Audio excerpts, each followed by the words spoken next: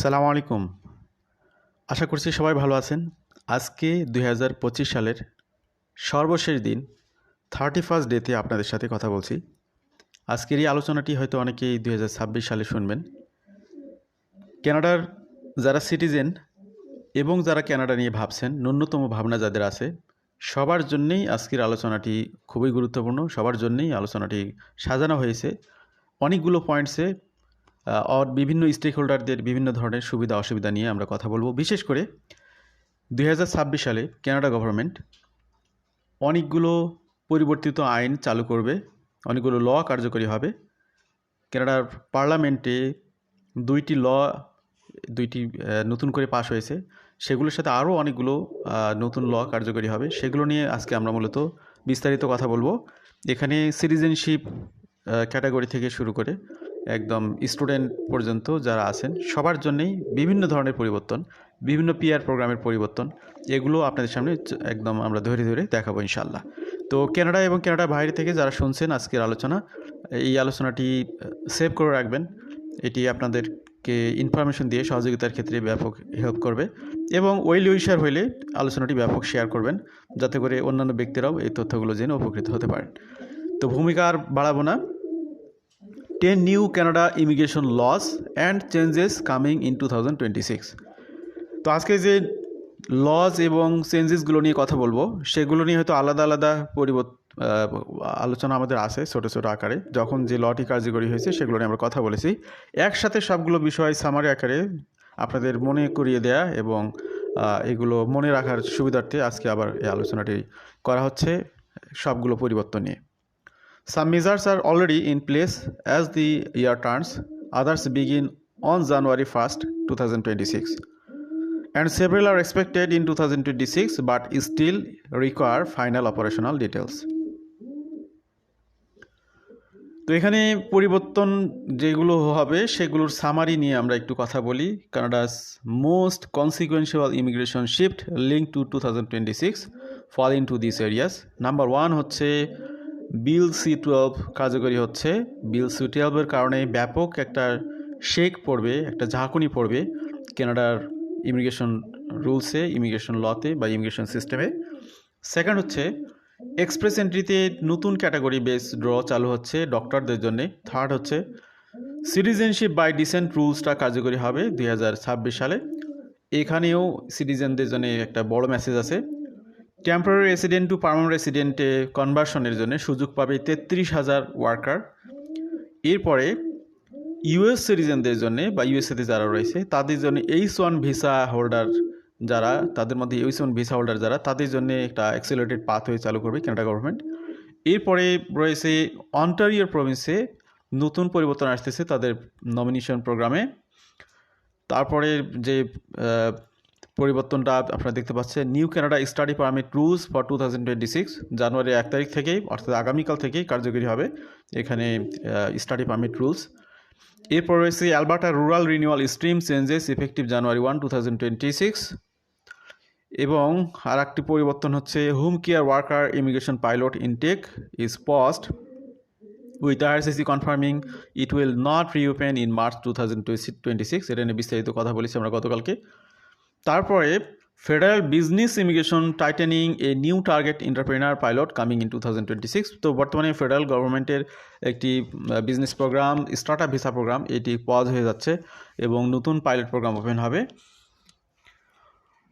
সর্বশেষ আর একটি প্রভিন্সের খবর, সেটা হলো সাসকাচুয়ান প্রভিন্সে কীভাবে তা ইমিগ্রেশন পদ্ধতিটি পরিচালিত হবে তার একটা বিস্তারিত গাইডেন্স নিয়ে আমরা কথা বলেছি, সামারিও করেছি। সেটাও একটা পরিবর্তন 2026 সালে, সেটা নিয়ে আরও একটু হিন্টস দেবো আমরা। তো এই সব কিছু মিলেই যে বিষয়গুলো তুলে ধরা হলো সেগুলোর বিস্তারিত থাকবে এখনকার আলোচনায়। এতক্ষণ যারা শুধু সামারি জানতে চেয়েছেন তারা এখন আলোচনা শোনা নাও কন্টিনিউ করতে পারেন, কিন্তু আপনারা যারা বিস্তারিত জানতে চান তারা আমাদের সাথে থাকবেন। তো এখানে ডেট ওয়াইজ যদি আমরা একটু ভাগ করি তাহলে আমরা এখানে দেখি কি dates tied to 2026 Canada immigration changes. Change timing more information, citizenship by descent rule update. এটা কার্যকরী হয়েছে এটা 15ই ডিসেম্বর 2025 থেকে। এটা এখন বাস্তবায়িত হওয়ার পথে রয়েছে এটা নিয়ে বিস্তারিত আরও জানতে আপনারা পারেন চাইলে। Study permit PAL TAL exemption for certain graduate student, এটা 1 জানুয়ারি থেকে কার্যকরী হচ্ছে স্টুডেন্টদের জন্য। Alberta rural renewal stream new criteria, এটা কার্যকরী হবে 1 জানুয়ারি 2026 থেকে।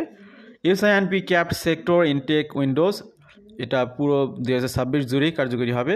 Home care worker pilot intake, এটা পজ হয়ে যাচ্ছে 2026 মার্চ থেকে। অর্থাৎ অলরেডি এটা কার্যকরী হয়ে গেছে বলা চলে, যেহেতু নতুন করে অ্যাপ্লিকেশন নেওয়া হবে না। এক্সপ্রেস এন্ডি ডক্টরস ক্যাটাগরি, এটাও আপনার 2026 শুরুর দিক থেকে কার্যকরী হবে। টিয়ার টু পেয়ার কনভার্সন ইমিজার, এটা 2026-27 2 বছরব্যাপী এটি কার্যকরী হবে, নির্দিষ্ট কোনো ডেট নেই। Accelerated pathway for H1B visa holder expected in 2026 but formal information is not yet available. তারপর হচ্ছে Ontario OINP redesign proposed consultation through January 1, 2026। এই হলো অবস্থা। আমরা ডেট ওয়াইজ পরিবর্তন শিডিউলগুলো দেখলাম। এবার আমরা বিস্তারিত আলোচনায় আসি। বিস্তারিত খুব বেশি করবো তা না, একটু টাচ দিব, আপনাদেরকে বোঝানোর চেষ্টা করব আমাদের জানাশোনার আলোকে। Processing powers that could pause cancel terminate applications already under review. তো বিল C12 কথা শুনতেছেন অনেক দিন ধরেই। এই C12টা কার্যকরী হলেই এখানে ব্যাপক পাওয়ার দেওয়া হচ্ছে ইমিগ্রেশন অফিসারদেরকে। এটার অধীনে তারা একটা প্রোগ্রাম পর্যন্ত পজ করে দিতে পারবে, শুধুমাত্র কোনো একটা একক অ্যাপ্লিকেশন না। যদি কোনো বিশেষ প্রোগ্রাম মনে হয় যে এটা কেনাডার জন্য খুব বেশি ইফেক্টিভ না, যে প্ল্যান করে এটা চালু করা হয়েছিল সেটা আর ততটা কার্যকরী হচ্ছে না, তখন সেই প্রোগ্রামটা পজ হয়ে যাবে। তখন যে অ্যাপ্লিকেশনগুলো অলরেডি ইউআর বা অ্যাকনোলেজমেন্ট অফ রিসিপ্ট পেয়ে গেছে সেগুলো কার্যকরী হবে বা সেগুলো প্রসেস হবে। কিন্তু যে অ্যাপ্লিকেশনগুলো হয়তো ফাইনালি অন প্রসেসে রয়েছে সেগুলো কার্যকরী হতেও পারে, হয়তো বা সেটা টাকা আপনাদের অ্যাপ্লিকেশন ফি সহ ফেরত দেওয়া হতে পারে। এইভাবে এটি কার্যকরী হবে। What the propose shift means in practical terms, এটা আমি বিস্তারিত পড়ছি না, এটা নিয়ে যেহেতু আলাদা একটা আলোচনায় আছে, অনেক ভাই বোনরা দেখতেছেন, সেটা আপনারা চাইলে দেখে নিতে পারেন। এটা নিয়ে একটা কমপ্লিট আলোচনা আছে দীর্ঘ। This is why Bill C12 is being closely watched heading into 2026. It is centered on the mechanics of how IRCC manage files and inventories, not just on who qualifies. তো এখানে অনেকগুলো বিষয় যাচাই বাছাই করা হবে এবং ইন্টিগ্রিটি বাড়ানো হবে। সেকেন্ড যে বিষয় সেটা হলো যে এখানে ডক্টরসদের জন্য নতুন একটি ক্যাটাগরি চালু হবে। এখানে কারা কোয়ালিফাই করবে একটু হিন্টস দেই। This reflects the broader federal shift toward targeted selection through specific occupational categories rather than relying solely on broad CRS competition. This category targets the below listed occupations with at least 12 months of experience in Canada. তো ডক্টরদের মধ্যে যাদের already 12 মাসের experience রয়েছে কানাডাতে job করার, তাদেরকে এখানে সুযোগ দেওয়া হবে। 3টি এনওসি ক্যাটাগরির ডক্টরদেরকে: general practitioner and family physician 31102, specialist in surgery 31101, specialist in clinical and laboratory medicine 31100। এই হলো অবস্থা। এবার আমরা 3 নম্বর পরিবর্তনে আসি, থার্ড, সেটা হলো নিউ কানাডিয়ান সিটিজেনশিপ রুলস 2026। এটা নিয়ে আমরা অনেকগুলো আলোচনা করেছি বিভিন্ন সময়ে, এটাও অ্যাট এ গ্যালেন্সে আপনাদের জেনে রাখাটা জরুরি। এখানে একটা গুরুত্বপূর্ণ মেসেজ আছে। While much of the 2026 coverage is forward looking, one of the biggest shift is already in effect, handling into 2026. The updated citizenship framework described in the source removes the first generation limit on citizenship by descent and replace it with a substantial connection. তো এইখানে একটা গুরুত্বপূর্ণ issue, সেটা হলো যে আপনারা যারা কানাডার সিটিজেন, তাদের জন্ম যদি কানাডার বাইরে হয়ে থাকে, যেভাবে হোক না কেন, আপনাদের ঘরে কোনো সন্তান বা বেবি যদি জন্মগ্রহণ করে, সে যদি আউট অফ কানাডা থেকে জন্মগ্রহণ করে, তাহলে সেক্ষেত্রে একটা কন্ডিশন দেওয়া হয়েছে সাবস্টেনশিয়াল কানেকশন। অর্থাৎ আপনাকে ওই বেবি জন্মের আগে কমপক্ষে 1095 দিন কানাডাতে বসবাস করতে হবে, এই কন্ডিশন দেওয়া হয়েছে। তো একবার এখানে প্রস্তাবনা এসেছিল যে এটা 5 বছরের মধ্যে 1095 দিন, অ্যাজ লাইক মানে পিআর হওয়ার যে কন্ডিশন সেটা। তো সেই 5 বছরের মধ্যে এই কথাটা উঠিয়ে দেওয়া হয়েছে। কিন্তু আপনি সিটিজেনশিপ লাভ করেছেন, লাভ করার পরে কমপক্ষে সিটিজেন হিসেবে 5 বছরের মধ্যে না, টোটাল লাইফে আপনার কমপক্ষে 1095 দিন অ্যাজ এ সিটিজেন বসবাস করতে হবে। দেখুন আমি আরও ক্লিয়ার করি, আপনি এখন স্টুডেন্ট হিসেবে কানাডাতে আসেন, আপনি 2 বছর পরে পার্মানেন্ট রেসিডেন্ট হবেন। পার্মানেন্ট রেসিডেন্ট থেকে আপনি সিটিজেনে কনভার্ট হতে আপনার আরও 3 বছর লাগতেছে। তো সিটিজেন এর মধ্যে আপনার বিয়ে শাদী, বাচ্চা কাচ্চা অনেকেই হলো, ওয়াইফ প্রেগনেন্ট হলো, আপনি সিটিজেনশিপ নিয়ে ভাবলেন যে আউট অফ কানাডাতে ইউরোপে কোনো একটা দেশে ভালো জব পেয়েছেন, more than better salary in Canada to Europe. আপনি সেখানে চলে গেলেন, আপনার ঘরে একজন বেবি আসলো, তো সেই বেবি জন্মের সময় দেখলেন যে আপনার অ্যাকচুয়ালি আপনার যে সন্তান তার জন্মগ্রহণের সিটিজেন হিসেবে আপনার 1095 দিন হয়নি, তাহলে আপনি আবার ডিফিকাল্টিজের মধ্যে পড়বেন। তাহলে আপনি কী করবেন, সেক্ষেত্রে আপনি চেষ্টা করবেন সেই চাইল্ডের বার্থটা যাতে কানাডাতে হয়, তাহলে ঝামেলা শেষ। আর যদি আপনি দেখাতে পারেন যে সিটিজেন হিসেবে 1095 দিন আপনি কানাডাতে ছিলেন, তাহলে আপনার কোনো সমস্যা নেই, তাহলে আপনার ছেলে এখানে সিটিজেনশিপ লাভ করবেন। অর্থাৎ কানাডাতে কিন্তু বাই বর্ন সিটিজেনশিপ লাভ করা যায়। এখন দেখা হলো যে আপনার ছেলে যদি আউট অফ কানাডাতে জন্মগ্রহণ করে, তাহলে আপনাদের এই কন্ডিশনটা মিট করতে হবে। আমি এতটুকুই এইভাবেই বুঝেছি, এটা আমি আপনার সামনে রিপ্রেজেন্ট করলাম। কোনো কারেকশন থাকলে আপনারা করে নেবেন, আরও জেনে নেবেন। The full background on eligibility is here, এটা এখানে আছে, আপনারা জেনে নিন। What changed and why it matters for 2026 families. The updated model expand access for many families with children born abroad while introducing a residency-based test that determines whether citizenship can be passed to the next generation.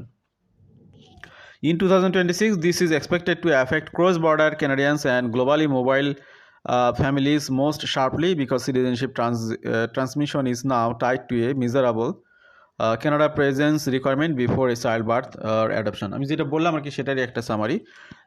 এবার আমরা আসি যে চতুর্থ পরিবর্তন, সেটা হলো temporary resident to permanent resident pathway. এখানে 2026 এবং 27 এই আপনার ইমিগ্রেশন ইয়ারে 33,000 ব্যক্তিদেরকে বিশেষ ক্যাটাগরিতে সুযোগ দেওয়া হবে। Canada is planning an in Canada transition measure, এটাকে বলা হচ্ছে in Canada transition measure across 2026 to 2027 that is framed as accelerating the move of temporary worker to permanent residency with up to 33,000 transitions referred in the provided sources. Canada's accelerated pathway for H-1B visa holders. তো H-1B visa হোল্ডারদের জন্য একটা পরিবর্তন বা এখানে একটা আপনার way চালু হবে, এটা এখনও ক্লিয়ারলি আসেনি, এই জন্য এতটুকুই থাকি আমরা। এটা চালু হলে আপনারা তো আবার আমরা অবশ্যই আলোচনা করব বেঁচে থাকলে ইনশাল্লাহ। এবার আমরা আসি অন্টারিও প্রভিন্সে Ontario YNP new stream and changes for 2026. Ontario is proposing significant changes to the Ontario Immigrant Nominee Program, including stream consolidation and the introduction of new pathway types. These changes are presented as proposed amendments linked to consultation timing and position as major redesign for 2026. তো এটারও বিস্তারিত আরও আসবে, আমরা সেগুলো নিয়ে আরও কথা বলবো, কিন্তু এই পরিবর্তনগুলো ঘটবে। Propose structure one employer job offer stream with 2 tyre tracks. এখানে এটা খেয়াল করুন, অন্টারিওজ proposal centers on consolidating multiple employer job offer stream into a single stream delivered through a tier 0 to 3 track and a tier 4 to 5 track with differentiated work experience and selection design. তো এখানে just একটা diversification আনতে চাচ্ছে, সেটা কার্যকরী হবে শীঘ্রই। The proposal also describe Ontario moving toward more targeted invitations by region, industry and job type. Another signal that 2026 provincial programs are becoming more segmented and outcome driven. Propose new pathways beyond the traditional job offer model. তো এখানে job offer মডেলও একটা proposal আসতেছে চেঞ্জের। Ontario's proposal includes new stream concepts such as healthcare focused pathway, an entrepreneur pathway and exceptional talent pathway. এগুলো প্রপোজালের মধ্যে রয়েছে, এগুলো হয়তো কিছু প্রফেশন এখানে বিশেষ সুবিধা পাবে। This indicates a shift toward pathway diverse in 2026 with different evidence standard and different nomination logic depending on the targeted group. 7 নম্বর যে পরিবর্তনটা ঘটবে সেটা হলো new Canada study permit rules for 2026। Student ভাই বোনরা ভালো করে খেয়াল করুন, যারা ইনসাইড কানাডাতে আছেন এবং যারা আউটসাইড কানাডাতে বা যারা আসার প্ল্যান করতেছেন সবাই শুনুন। International student policy is shifting again 2026 with caps allocation framework and major exemption changes that alter who needs a provincial attestation letter or territorial attestation letter. কি পরিবর্তন সেটা আপনারা জানেন যে 2026 পয়লা জানুয়ারি থেকে পাবলিক ইউনিভার্সিটিতে যারা মাস্টার্স প্রোগ্রামে আসবেন তাদের জন্য প্রভিন্সিয়াল অ্যাটেস্টেশন লাগবে না। The 2026 framework is shaped by managed intake, national targets, provincial allocation rules and differentiated treatment based on application type. One of the most notable changes described in source is that starting January 1st, 2026, certain graduate level applicants at public institutions are exempt from the PAL-TEL requirement. তো whole Canada ব্যাপী আপনারা public institution থেকে এখানে graduate programme মানে masters program বা PhD programme সেগুলোর জন্য কোনো প্রভিন্সিয়াল অ্যাটেস্টেশন লাগবে না, এগুলো ছাড়াই কিন্তু প্রাইভেট ইউনিভার্সিটির জন্য লাগবে এখন পর্যন্ত যতটুকু জানি। দি source outlines Province targets for PAL-TEL required study permit applicants. এবার যারা আন্ডারগ্রেড প্রোগ্রামে, ব্যাচেলর প্রোগ্রামে বা ডিপ্লোমা প্রোগ্রামে আসবেন তাদের জন্য কিন্তু লাগবে। তাদের জন্য প্যালের বা টেলের যে কোটা, প্যাল হচ্ছে প্রভিন্সিয়াল অ্যাটেস্টেশন লেটার, টেল হচ্ছে টেরিটোরিয়াল অ্যাটেস্টেশন লেটার। অন্টারিও প্রভিন্সের জন্য কোটা হলো 70,074, কুইবেকের জন্য 39,474, ব্রিটিশ কলাম্বিয়ার জন্য 24,786, অ্যালবার্টার জন্য 21,582, ম্যানিটোবার জন্য 6,534, সাসকাচুয়ানের জন্য 5,436, নোভা স্কটিয়ার জন্য 4,680, নিউ ব্রান্সউইকের জন্য 3,726, Newfoundland Labrador 2,358, Prince Edward Island 774, Northwest Territories 198, Yukon 198, Nunavut 180। এই হলো আপনাদের এই PAL-TEL-এর কোটা। এবার আমরা 8 নম্বরে আসলাম। Alberta rural renewal stream changes effective January 2026, অর্থাৎ আগামীকাল থেকে এটা কার্যকরী হবে। Alberta has confirmed changes to its rural renewal stream that apply beginning January 1, 2026 with new criteria that affect endorsement, eligibility timing, and the way applications are assessed. What the Alberta change signal for 2026? কি ধরনের পরিবর্তন আসতে পারে? The direction in the provided source emphasizes tighter control and clearer eligibility gates, including conditions tied to valid work authorization at a key stages. 9 নম্বর যে পরিবর্তন সেটা হলো, গতকালকে আমরা এটা নিয়ে একটা পরিপূর্ণ আলোচনা করেছি। Home care worker immigration pilot intake paused and confirm not reopening in March 2026। তো এই প্রোগ্রামটা বন্ধ হয়ে যাচ্ছে, এটা নিয়ে বিস্তারিত বলবো না, বিস্তারিত একটা সিঙ্গেল আলোচনায় আছে, সেটা দেখে নেবেন। New targeted entrepreneur pilot coming in 2026 as business immigration titans. Canada is also reshaping how business immigration pathways operate heading into 2026. IRCC notice described measures that restrict certain business program intake, while also stating that this measure lay the foundation for a new target pilot program for immigrant entrepreneurs, with more information to be communicated in 2026. তো business প্রোগ্রামগুলো startup visa programme close হয়ে যাচ্ছে যতটুকু জানি, এবং নতুন করে একটা পাইলট প্রোগ্রাম ওপেন হবে, সেটার অপেক্ষায় আমরা থাকলাম। Saskatchewan PNP overhaul for 2026। তো এখানে 2026 সালে সাসকাচুয়ান প্রভিন্স 4,761টি ক্যাব পাচ্ছে ফেডারেল গভর্নমেন্ট থেকে। এর মধ্যে 50% তারা এখানে আপনার ক্যাটাগরি বেস বা প্রায়োরিটি সেক্টরে দিবে। এরপরে 25% তারা দিবে হচ্ছে কোটা ভিত্তিক কয়েকটি ক্যাটাগরিতে, বাকি 25% আদার ক্যাটাগরিতে দিবে। আরও বেশ কিছু পরিবর্তন আছে, এটা নিয়ে একটা আলাদা আমাদের আলোচনা আছে, চাইলে দেখে নিতে পারেন। যারা পড়াশোনা করতে আসতেছেন কানাডাতে তাদের জন্য, তারা যদি সাসকাচুয়ান প্রভিন্স নিয়ে প্ল্যান করেন তাহলে তাদের জন্য এখানে যে সুযোগগুলো দিচ্ছে, graduation work permit eligibility being restricted so that PGWP holders are only eligible for specific sub categories and pathways including. তো যারা এই প্রভিন্সেই পড়বে তারা এখানে অ্যাপ্লাই করতে পারবে। অন্য প্রভিন্সে যদি কেউ পড়াশোনা করে তাহলে তাদের জন্য সিলেক্টিভ ওয়েতে PGWP নিয়ে এখানে কাজ করার জন্য বা এখানে PR-এর জন্য ট্রাই করতে পারে। Health care talent pathway, agriculture talent pathway, tech talent pathway, international skilled worker employment pathway. এই হলো অবস্থা। আর কিছু বিষয় এখানে আছে, আমরা একটু স্কিপ করতেছি। Saskatchewan notes that additional document may be required to validate Saskatchewan residency history for the applicant and immediate family where applicable. What is the biggest immigration change expected in 2026? 2026 সালে সবচেয়ে বড় যে আলোচিত পরিবর্তন সেটা হলো বিল C-12 কার্যকরী হওয়া। এটার একটা প্রভাব পড়বে ব্যাপকভাবে বিভিন্ন জায়গাতে। What will Canada reduce immigration target in 2026? তো 2026 সালে কানাডাতে ইমিগ্রেশন টার্গেট রিডিউস হচ্ছে না, কিন্তু এখানে সিলেক্টিভ ক্যাটাগরিতে তারা এখানে নিবে, সব ক্যাটাগরির ব্যক্তিরা সুযোগ পাবে না। Is studying in Canada still worth if it for immigration purpose in 2026? 2026 সালে এসেও আপনি যদি ইমিগ্রেশন নিয়ে কানাডাতে আসতে চান, অস্ট্রেলিয়া, নিউজিল্যান্ড বা অন্য ডেস্টিনেশন থেকে, এখানে যেটা বলতেছে, studying in Canada can still support long term immigration goals but outcomes are no longer easier. তো এখানে চ্যালেঞ্জিং ইস্যু হচ্ছে আপনার সেক্টর ভিত্তিক আপনার পড়াশোনা এবং কোন প্রভিন্সে পড়বেন সেটার উপর বেস করে আপনাকে সিদ্ধান্ত নিতে হবে। এই ধরনের একটা চ্যালেঞ্জ আছে, সব প্রভিন্সে সকল সুবিধা নেই। এই হলো অবস্থা। এখানে আর একটা স্লাইড আছে। তো আজকের আলোচনা আমরা ইতি টানবো।